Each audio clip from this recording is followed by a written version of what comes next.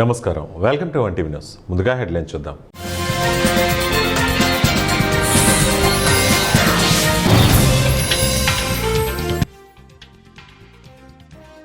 Private పెట్టుబడులు వెల్లువెత్తాలి, పారిశ్రామిక వర్గాలకు ప్రధాని నరేంద్ర మోదీ సూచన.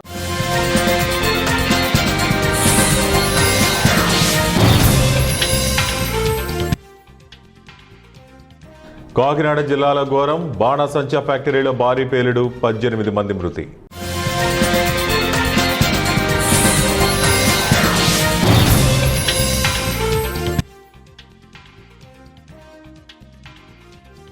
అజ్మీర్లో హెచ్పివి వ్యాక్సినేషన్ ప్రారంభించిన మోదీ, దేశంలో మరిన్ని పెట్టుబడులు, నవీన ఆవిష్కరణలకు భారత పారిశ్రామిక వర్గాలు తక్షణమే నడుం బిగించాలని ప్రధానమంత్రి నరేంద్ర మోదీ పిలుపునిచ్చారు. దేశ అభివృద్ధిలో ప్రైవేట్ రంగం సైతం కీలక పాత్ర పోషించాలని అన్నారు. కేంద్ర ప్రభుత్వం వరుస బడ్జెట్ల ద్వారా పెట్టుబడులకు అనుకూల వాతావరణం కల్పిస్తున్నట్లు తెలిపారు. ప్రభుత్వం సైతం పెట్టుబడి వ్యయాన్ని భారీగా పెంచుతోందని గుర్తు చేశారు. శుక్రవారం technology reforms, finance for Viksit భారత్పై మొదటి పోస్ట్ బడ్జెట్ వెబినార్లో ప్రధాని మోదీ ప్రసంగించారు. 11 ఏళ్ల క్రితం ప్రభుత్వ పెట్టుబడి వ్యయం 2 లక్షల కోట్లుగా ఉండేదని, ఇప్పుడు అది 12 లక్షల కోట్లకు చేరిందని వెల్లడించారు. రెట్టించిన ఉత్సాహంతో ప్రైవేటు పెట్టుబడులు వెల్లువెత్తేలా 2026-27 బడ్జెట్లో పలు ప్రకటనలు చేసినట్లు తెలిపారు. ప్రభుత్వం, పారిశ్రామిక వర్గాలు, నైపుణ్యాలు కలిగిన భాగస్వామ్యులు కలిసికట్టుగా పనిచేస్తే సంస్కరణలు అద్భుతమైన ఫలితాలు ఇస్తాయన్నారు. రాజస్థాన్లోని అజ్మీర్లో హెచ్పివి వ్యాక్సినేషన్ను ప్రధానమంత్రి నరేంద్ర మోదీ ప్రారంభించారు. శనివారం రాజస్థాన్లో ప్రధాని మోదీ పర్యటించనున్నారు. ఈ పర్యటనలో భాగంగా అజ్మీర్లో ఆయన ఈ వ్యాక్సినేషన్ ప్రక్రియను ప్రారంభించారు.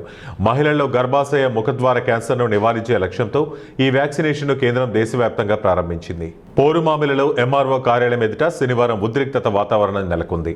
సీనియర్ దళిత నాయకుడు ముత్యాల చెన్నరాయుడు విలేకరుల సమావేశంలో మాట్లాడుతూ, చెర్లోపల్లి రెవెన్యూ గ్రామంలోని సర్వే నెంబర్ 674, 666లకు చెందిన ఎస్సీ భూములను మండల తహసీల్దార్ చంద్రశేఖర్ అడ్డగోలుగా ఆన్లైన్ చేశారని ఆరోపించారు. దళితుల భూములపై అన్యాయం జరిగిందని, వెంటనే విచారణ జరిపి బాధ్యులపై చర్యలు తీసుకోవాలని ఆయన డిమాండ్ చేశారు.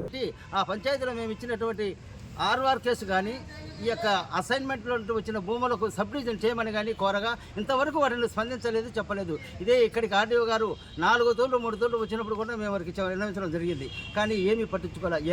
ఏమూర్తి ఈ ముసలినా కొడుకేందిరా ఊరికి తిరుగుతున్నాడని అనుకుంటున్నారు. కానీ ఈ ముసలిలో ఉన్న సావునికి సత్తా తెలియలే. మీరు ఎక్కడున్నా మీరు చేసిన తప్పులన్నీ కూడా ఈరోజు బయటికి లాగి కోర్టుకు తీర్చకపోతే నేను ఈ గడ్డపైన ఉన్నానని కూడా రుజువు చేస్తూ ఉన్నాను.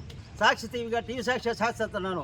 ఎంత పోరాటానికైనా నేను సిద్ధము. మీరు చేస్తున్న అరాచకాలు అన్నీ కాదు. ఎంత మీరు మోసం చేసినారంటే, ఈరోజు 676 సర్వే నెంబర్ మీద 40 ఎకరాలు మీరు ఖాళీ భూమి ఉందని చూపిస్తారా? ఏ విధంగా చూపిస్తారు? అదే భూమిని ఖాళీ ఉండదు, దీనికి పట్టాలు ఇవ్వమని చెప్పేసి అసైన్మెంట్కు పంపించితే ఇదో కాపీ చూడండి. అసైన్మెంట్కు పంపించే కాపీ అందరు అధికారులు సంతకాలు చేస్తే, ఈరోజు మేము అడిగినాం ఎమ్మెల్సీ గోవిందరెడ్డి చేత, మన మేడం గారి చేత అడిగిస్తే ఇది అసైన్మెంట్ అయిందని కలెక్టర్ జేసీ గారికి చెప్పిన, దీన్ని ఖాతరు చేయకుండా ఇప్పుడున్నటువంటి ఎంఆర్ఓ చంద్రశేఖర్ రెడ్డి అని ఆయన దౌర్జన్యంగా వచ్చి ఈ భూమి మీకు లేదు, పట్టాలు ఇవ్వలేదు, క్యాన్సల్ చేస్తున్నాం పోండి అని బెదిరిస్తూ వాళ్ళ దగ్గర 25 లక్షల రూపాయలు లెక్క మేము ఇచ్చినాము అని కంపెనీ వారు, solar company, mega solar company వాళ్ళు యాజ్ ఇట్ ఈజ్గా చెప్పడం జరిగింది. అయ్యా మీరు కాడ ఏమన్నా కానీ చెల్లదు, మీ పైన కేసులు పెడతామన్నారు అన్నట్టే.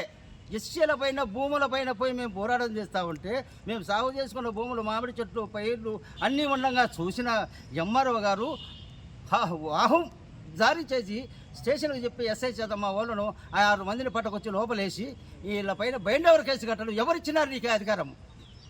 బైండ్ ఓవర్ కేసు కట్టడం ఎవరిచ్చినారు? మాకు నోటీసులు పంపకుండా, మాకు ఆన్లైన్లో ఉన్న వాళ్ళకు నోటీసులు పంపకుండా, మాకు దారి చేయకుండా మీరు పోండి అని చెప్పేసి దొబ్బేసి మమ్మల్ని వాళ్ళను బైండ్ ఓవర్ కేసు పెట్టి లోపల వేపిస్తారా? అక్కడే న్యాయము. నీకే నా తహసీల్దారు తెలిసింది మాకు తెలియదా? తహసీల్దారు మాకే నీకు తెలిసినంత మాత్రం మాకు తెలియదా? భూ పోరాటం చేసేవాళ్ళు మేము కూడా, మాకు కూడా అన్ని హక్కులు ఉన్నాయి. భూ పోరాటంలో మీరు బైండ్ ఓవర్ కేసు ఏ విధంగా పెట్టినారు? కేసు ఫైల్ కాకుండా బైండ్ ఓవర్ కేసులో ఇక్కడ ఎంఆర్ఓ ఆఫీసులో ఫైల్ ఇచ్చి సంతకాలు పెట్టుకుంటారు. ఇది ఎక్కడ న్యాయం? దీన్ని ఖచ్చితంగా మేము ఖండిస్తున్నాము. దీన్ని నీవు వచ్చి ఖచ్చితంగా ఈ కేసును వాపసు తీసుకోకపోతే నువ్వెక్కడున్నా సరే నీ ఇష్టాన్ని మొత్తం బయటికి లాగినంత వరకు మాత్రం ఇస్తాము.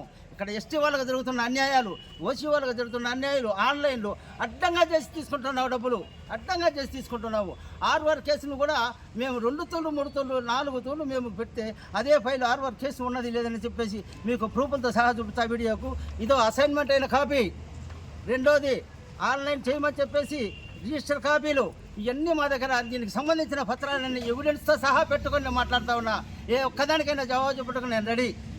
దేవుని వాళ్ళపైన ఎప్పుడైనా రెడీ. మీరు చేస్తున్న దోపిడీలు మా ఇళ్ల స్థలాలు అయితేనేమి, భూములు అయితేనేమి, చుక్కల భూములు మాకంటారు, పక్క వాళ్ళకి ఎక్కిస్తారు. అన్న భూమిని తమ్మునికి ఎక్కించేసి వాడి దగ్గర డబ్బులు తీసుకుంటారు. వీడి దగ్గర మళ్ళీ అది ఏమో పొరపాటు అయిపోయింది రాయా మళ్ళీ నీకు చేస్తామని వీడి దగ్గర తీసుకుంటారు. అన్నదమ్ములకు దాయాదులకు కొట్లాడ పెడుతున్నారు. ఇదే చెల్లెపల్లె పొలములో 674 సర్వే నెంబర్ 2 పూర్వ వికమతి భూమి ఎస్సీలు మాదిగ నర్సిగాడు, మాదిగ పకిరిగాడు అనే వాళ్ళ పేరు మీద భూమి ఉంటే 3 ఎకరాల భూమి ఉంటే రోడ్డు హైవేకి సంబంధంగా అది అన్నదమ్ములకు దాయాదులకు స్విచ్ పెట్టి ఏ ఆధారాలు లేకుండా, ఫ్యామిలీ నెంబర్ లేకుండా, ఈ ఆర్ఎస్ఆర్ లేకుండా, ఈసీ లేకుండా, ఏమీ లేకుండా వాళ్ళ పేరు ఆన్లైన్లో ఉన్నది. కర్ణాటక రాష్ట్రం విజయనగర జిల్లా హోస్పేట తాలూకా టీబీడ్యాం ప్రభుత్వ పీయూ కాలేజీ ఉప ప్రిన్సిపల్ మన్ని విజయ్ కుమార్ పదవీ విరమణ వీడ్కోలు కార్యక్రమం శనివారం టీబీడ్యాం ప్రభుత్వ పీయూ కాలేజీ ఆవరణంలో ఘనంగా నిర్వహించారు. ఈ సందర్భంగా జిల్లా విద్యాశాఖ అధికారి వెంకటేష్ రామచంద్ర మాట్లాడుతూ ప్రభుత్వ ఉద్యోగుల పదవీ విరమణ పొందడం సహజమని, విధి నిర్వహణలో చేసిన మంచి పనులు చిరస్థాయిగా ఉంటాయన్నారు. టీబీడ్యాం ప్రభుత్వ PU college vice principal Vijay Kumar సుదీర్ఘంగా 31 ఏళ్ల పాటు ఉత్తమ సేవలు అందించారన్నారు. ఆయన క్రమశిక్షణకు కట్టుబడి సమయపాలన పాటించి విద్యార్థుల ఆరోగ్యం పట్ల ప్రత్యేక శ్రద్ధ వహించి విద్యార్థులను శారీరకంగా, మానసికంగా దృఢంగా తయారు చేశారని తెలిపారు. పేద కుటుంబాల పిల్లలను ఈ పాఠశాలలో చేర్పించి వారి విద్యాభ్యాసానికి నిరంతరంగా ఎంతో కృషి చేశారని, అదేవిధంగా పాఠశాల అభివృద్ధి కోసం కూడా తన వంతు సుదీర్ఘంగా కృషి చేయడం అభినందనీయమన్నారు. విజయ్ కుమార్ తోటి ఉపాధ్యాయులకు ఆదర్శంగా నిలిచారన్నారు. అనంతరం విద్యాశాఖ అధికారులు, ఉపాధ్యాయులు, వివిధ సంఘం నేతలు, విద్యార్థులు, ఆంధ్రప్రదేశ్ ప్రకాశం జిల్లాకు చెంది పదవీ విరమణ పొందిన మన్నే విజయ్ కుమార్, అతని భార్య ఆనందమ్మకు పూలమాలు, శాలువాతో ఘనంగా సన్మానించి గౌరవించారు. ఈ సందర్భంగా బీఈఓ శేఖర్, హోరపేటే విద్యాశాఖ డైట్ ఉపన్యాసకులు ఎల్డి జోషి, విద్యాశాఖ నివృత్తి అధికారులు సొనందమ్మ, చెన్నబసప్ప, శంకరప్ప, ప్రభుత్వ ఉద్యోగుల సంఘం జిల్లా అధ్యక్షులు మల్లికార్జున గౌడ్, కోశాధికారి Mallesappa, TB dam PU college in-charge vice principal Bhaskar, ప్రభుత్వోన్నత పాఠశాల సంఘం అధ్యక్షురాలు అక్కమ్మ, మధ్యాహ్నం వేడి వంట అధికారి అయ్యప్ప తదితరులు పాల్గొన్నారు. ವಿಜಯ್ ಕುಮಾರ್ ಅವರು ನನ್ನ ಒಡನಾಟ ಕಳೆದ 2 ವರ್ಷದಿಂದ ನಾನು ಈ ಶಾಲೆಗೆ ಒಂದು 2-3 ಸಲ ಭೇಟಿಯನ್ನು ಕೊಟ್ಟಿದ್ದೀನಿ. ತುಂಬ ಸಹೃದಯಿ, ಸರಳ ಸಜ್ಜನಿಕೆಯ ಮತ್ತು ಅಧಿಕಾರಿಗಳೊಂದಿಗೆ ಯಾವತ್ತೂ ಅತ್ಯಂತ ಉತ್ತಮ ಸಂಬಂಧವನ್ನು ಹೊಂದಿರತಕ್ಕಂಥ ಸರಳ ಜೀವಿಯವರು. ನಾವು ಏನೇ ಹೇಳಿ ಇಲಾಖೆ ವತಿಯಿಂದ ಆಯ್ತು ಸರ್ ಮಾಡೋಣ, ಮಾಡ್ತೀನಿ ಸರ್ ಅಂತೇಳಿ ಸದಾ ಹಸನ್ಮುಖಿ ಅವರು. ಇವತ್ತು ವೇದಿಕೆ ಮೇಲೆ ಅತ್ಯಂತ ಆರೋಗ್ಯಯುತವಾಗಿ ಕುಂತಿದ್ದಾರೆ ಅಂದರೆ ಅದಕ್ಕೆ ಕಾರಣ ಅವರು ಶ್ರೀಮಂತರು ಕೂಡ ಇದ್ದಾರೆ. ಅವ್ರು ನೋಡಿದರೆ 60 ವರ್ಷ ತುಂಬಿದಂತ ಯಾರೂ ಹೋಗಲಿಕ್ಕಾಗಲ್ಲ. ಇನ್ನೂ 50-54 ವರ್ಷ ಇರಬೇಕೇನೋ. ವೇದಿಕೆ ಮೇಲೆ ಯಾವುದೋ ಒಂದು ಕಾರ್ಯಕ್ರಮ ಕುತ್ಕೊಂಡಿದ್ದಾರೆ ಅಂತ ಅನಿಸ್ತಾ ಇದೆ. ಅಷ್ಟು ಆರೋಗ್ಯಯುತ ದೇಹ ಮತ್ತು ಆರೋಗ್ಯಯುತ ಮನಸ್ಸು ಎರಡನ್ನು ನಾವು ಹೊಂದಿದ್ದಾರೆ. ಇನ್ನು ಸರ್ಕಾರಿ ಸೇವೆಯಲ್ಲಿ ನಾವು ಯಾವತ್ತೂ ಸೇರಿರ್ತೀವೋ ಅವತ್ತೇ ನಮ್ಮ ಸೇವಾ ಪುಸ್ತಕದಲ್ಲಿ ವಯೋನಿವೃತ್ತಿ ದಿನಾಂಕವನ್ನು ಕೂಡ ಬರೆಯಲಾಗಿದೆ. ಈಗ ಯಾಕಂದರೆ ಸೇವೆ ಸೇರಿದವರು ಮತ್ತು ಕಾಮನ್ನಾಗಿ ನಾವು ವಯೋನಿವೃತ್ತಿ ಹೊಂದಲೇಬೇಕು, ಅದು ಸರ್ಕಾರದ ನಿಯಮ. ಈ ಒಂದು ಸುದೀರ್ಘ ಅವಧಿಯಲ್ಲಿ ನಾವು ಏನು ಕೆಲಸ ಮಾಡಿದ್ದೀವಿ ಅನ್ನೋದು ಮಾತ್ರ ನಮ್ಮ ಸೇವಾವಧಿಯ ಒಂದು ಮೈಲಿಗಲ್ಲಾಗುತ್ತೆ. ಅದನ್ನು ಇಡೀ ನಮ್ಮ ಸಮೂಹ ನೆನೆಸ್ಕೊಳ್ಳುತ್ತೆ. ಇಂಥವ್ರ ಅವಧಿಯಲ್ಲಿ ಇಷ್ಟೆಲ್ಲ ಕಾರ್ಯಕ್ರಮಗಳು ಇಂಥದ್ದು. ನನಗೆ ಗೊತ್ತಿರುವ ಹಾಗೆ ವಿಜಯ್ ಕುಮಾರ್ ಸರ್ ಅವರ ಶಿಷ್ಯ ವರ್ಗ ಬಹಳ ದೊಡ್ಡದಿದೆ. ಬಹುಶಃ ಈ ಟಿಬಿಡ್ಯಾಮ್ನಲ್ಲಿ ಇರ್ತಕ್ಕಂಥ ಬಹುತೇಕ ಎಲ್ಲ ಗಣ್ಯರು ಅವರು ವಿದ್ಯಾರ್ಥಿಗಳಾಗಿದ್ದರು ಅಂತೇಳಿ ನನಗೆ ಅನ್ನಿಸ್ತಾ ಇದೆ. ಬಹುತೇಕ ಎಲ್ಲ ಗಣ್ಯರು ಈಗೇನು ದೊಡ್ಡ ಹುದ್ದೆಯಲ್ಲಿದ್ದಾರೆ, ರಾಜಕೀಯದಲ್ಲಿದ್ದಾರೆ, ಭಾಳಷ್ಟು ಜನ ಅವರು ಸ್ಟೂಡೆಂಟ್ ಆಗಿದ್ದರು ಅಂತೇಳಿ ನಾನು ಕೇಳಿಬಿಟ್ಟಿದ್ದೇನೆ. ಹಾಗೆ ಭಾಳ ಅತ್ಯಂತ ಸರಳವಾಗಿ ಯಾವುದೇ ವಿಷಯವನ್ನು ಅತಿ ಹೆಚ್ಚಾಗಿ ತೆಗೆದುಕೊಳ್ಳದೆ ಭಾಳ ಒಳ್ಳೆಯ ರೀತಿಯ ಕೆಲಸವನ್ನು ಮಾಡಿದ್ದಾರೆ. ಅವರ ಒಂದು ಸಹೋದ್ಯೋಗಗಳ ಜೊತೆಗೂ ಕೂಡ ఉత్తమమైన సంఘటన రత్నం ఇంగ్లీష్ మీడియం ఉన్నత పాఠశాలలో సైన్స్ డేను విద్యార్థులు అద్భుతంగా నిర్వహించారు. తమలో దాగి ఉన్న నైపుణ్యతలకు మెరుగులు దిద్ది వినూత్న ప్రయోగాలు తయారు చేసి ప్రదర్శించారు. ఈ కార్యక్రమానికి ముఖ్య అతిథిగా గోపవరం మండల విద్యాధికారి చెన్నయ్య హాజరయ్యారు. చిన్నారులు తయారు చేసిన ప్రయోగాలను చూసి వారిలో దాగి ఉన్న శాస్త్రీయ పరిజ్ఞానాన్ని కొనియాడారు. నేటి ఆధునిక శాస్త్రీయ విజ్ఞానం మన జీవన విధానాన్ని సులభతరం చేస్తుందని, నేటి కాలానికి అనుగుణంగా అప్డేట్ కావాలని పిలుపునిచ్చారు. ఈ పాఠశాల ఉపాధ్యాయ బృందానికి, చిన్నారులందరికీ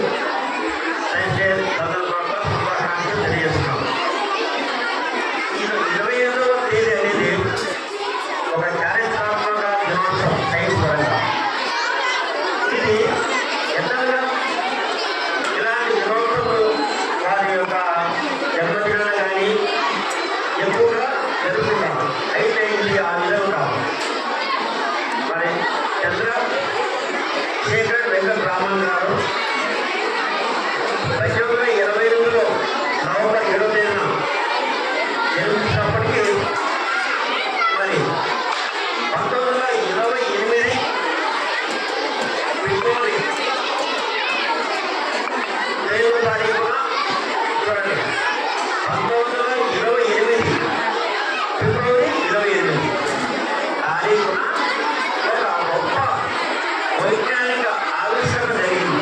అదే సర్ రామన్ ఎఫెక్ట్.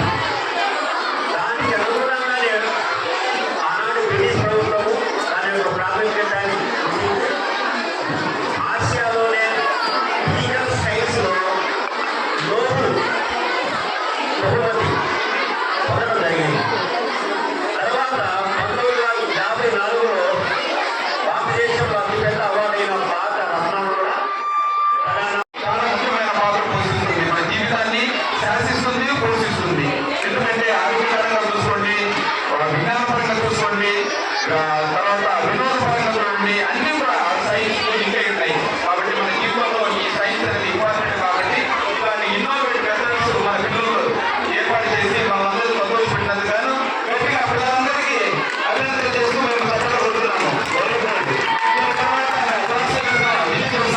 మరి మంచి ప్రయోగాలు తయారు స్థలాలకు మంచి గిఫ్ట్స్ ఉంటాయి. ఓకేనా? మరి సార్ గట్టిగా కాకినాడ జిల్లా జగ్గంపేట తత్వం చారిటబుల్ ట్రస్ట్ మరియు సువర్ణ భారతి గోశాలను తెలంగాణ రాష్ట్ర హైకోర్టు జడ్జిలు గౌస్ మేరా మొహద్దీన్, సుద్దల చలపతిరావు, రామకృష్ణారెడ్డి, గాడి ప్రవీణ్ కుమార్లు సందర్శించారు. గండేపల్లి మండలం పి నాయకంపల్లి గ్రామంలో ఉన్న తత్వం చారిటబుల్ ట్రస్ట్ను సందర్శించి శాంత అన్నపూర్ణశాలను ప్రారంభించారు. ఈ కార్యక్రమంలో ట్రస్ట్ వ్యవస్థాపకులు Brahmashri Pasarlapudi Srinivasa, Bangarayya Sharma, DRDA Visakhapatnam project director Palakurthi Suresh, Varahi పీఠాధిపతి బ్రహ్మశ్రీ రామన్న శర్మ, వెంకటేశ్వర రైస్ ఇండస్ట్రీ వల్లూరు శ్రీరామ్ తదితరులు పాల్గొన్నారు.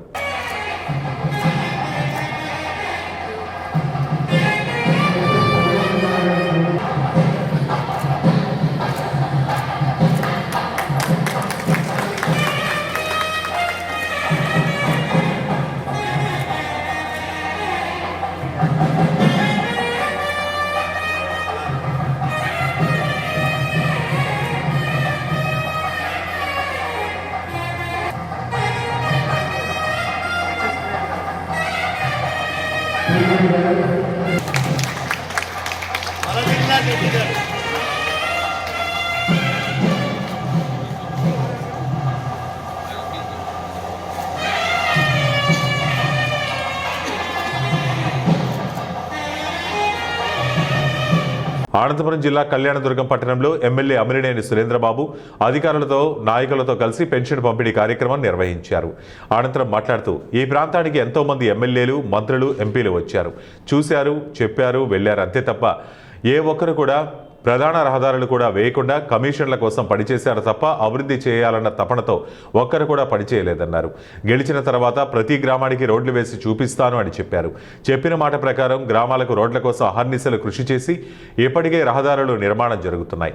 ఎన్నో ఏళ్లుగా కళ్యాణదుర్గం నుంచి బొమ్మగానిపల్లి గ్రామానికి 3.5 కోట్లతో తారు రోడ్డు నిర్మాణానికి స్థానిక నాయకులు R&B అధికారులతో కలిసి ఎమ్మెల్యే అమిలినేని సురేంద్రబాబు భూమి పూజ చేశారు. పేదలకు ఎల్లప్పుడూ కూటమి ప్రభుత్వం అండగా ఉంటుందన్నారు. చెప్పాలి. మనం ఒకటే చూడండి, ఈ హంద్రి నీవా అనేది ఏదైతే మనం ఈరోజు 3,850 క్యూసెక్లు నీళ్లు వస్తున్నాయో అదే దానికి 10,000 క్యూసెక్లు టెండర్లు పిలిచి ఆ టెండర్లు కూడా ఎక్కడ కూడా పనిచేయకుండా ఎక్కడికక్కడ ఆపేశారు.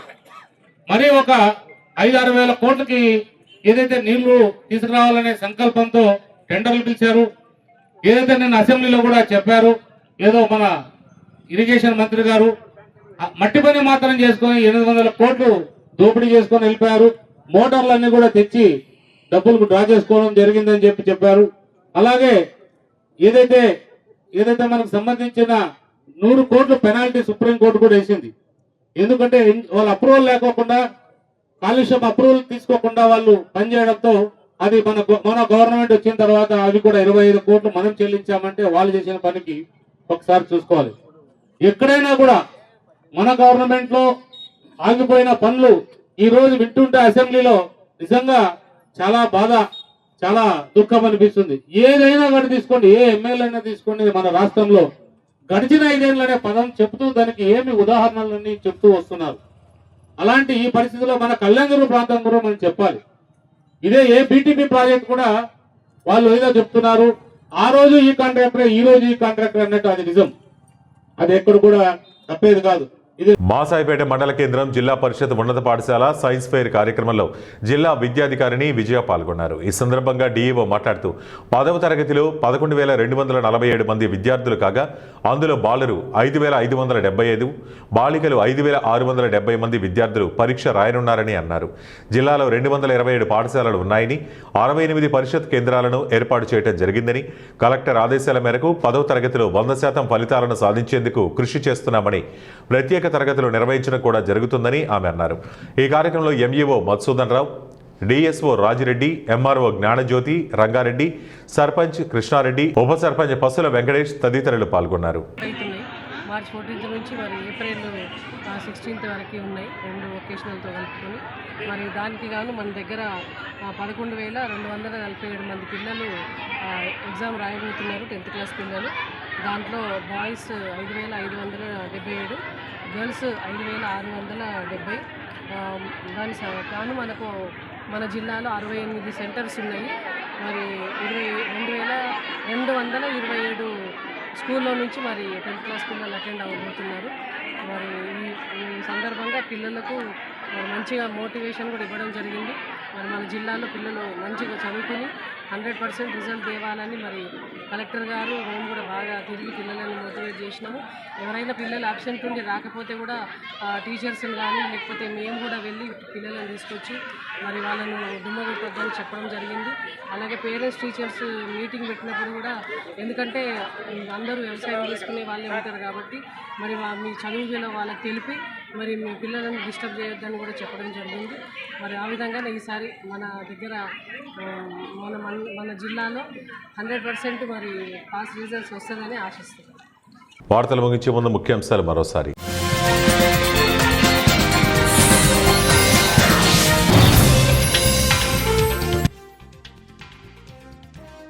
ప్రైవేట్ పెట్టుబడులు వెల్లువెత్తాలి, పారిశ్రామిక వర్గాలకు ప్రధాని నరేంద్ర మోదీ సూచన.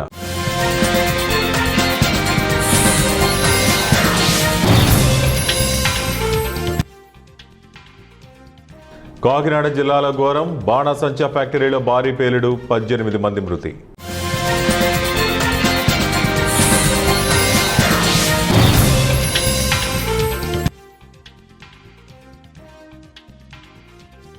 అజ్మీర్లో హెచ్పివి వ్యాక్సినేషన్ ప్రారంభించిన మోదీ. ఇవి ఇప్పటివరకు బులెటిన్ అప్డేట్స్. మరిన్ని అప్డేట్స్ కోసం చూస్తూనే ఉండండి 1TV న్యూస్.